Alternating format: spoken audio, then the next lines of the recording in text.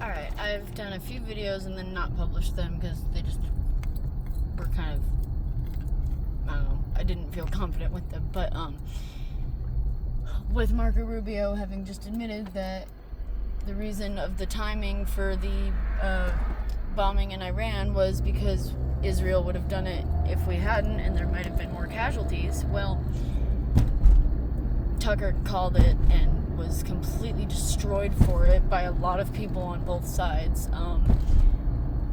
I got in an argument with my dad over it the other day, but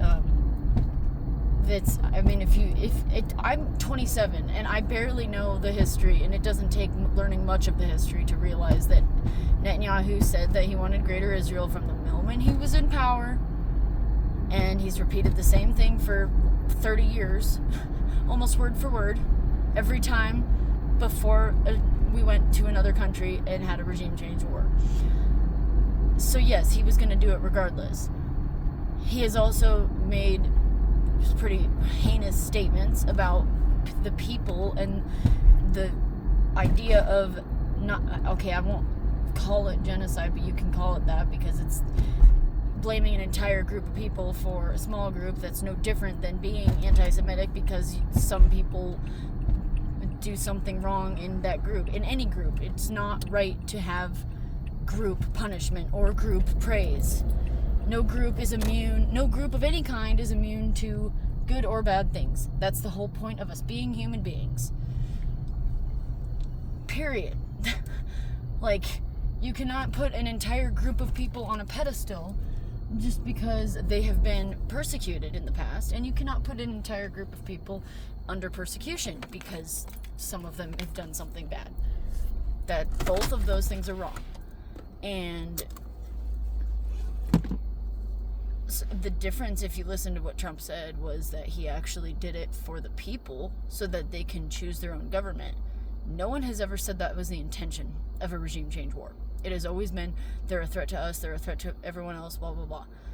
It has never been, they are hurting their own people and their own people deserve freedom.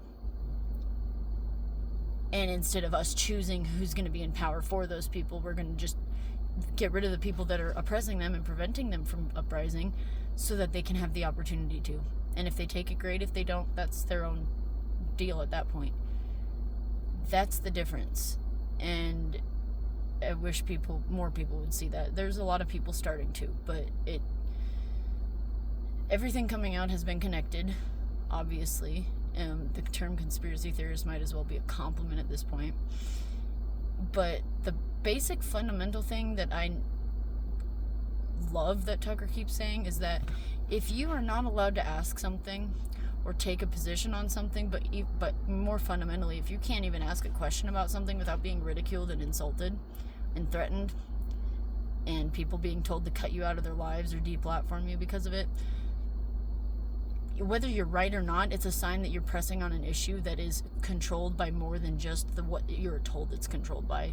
If it's a country, it's a sign that country has more to do with global affairs than just being its own sovereign country, because you can question almost any other government on the planet.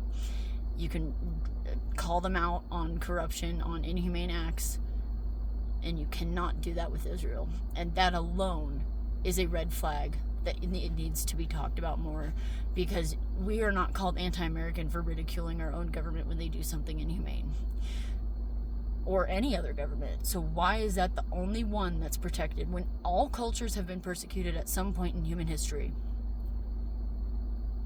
The comparison game is honestly sickening at this point, and it just needs to be fundamentally, are you being a humane person? And if you're a leader, are you in power for the interest of your own people or not?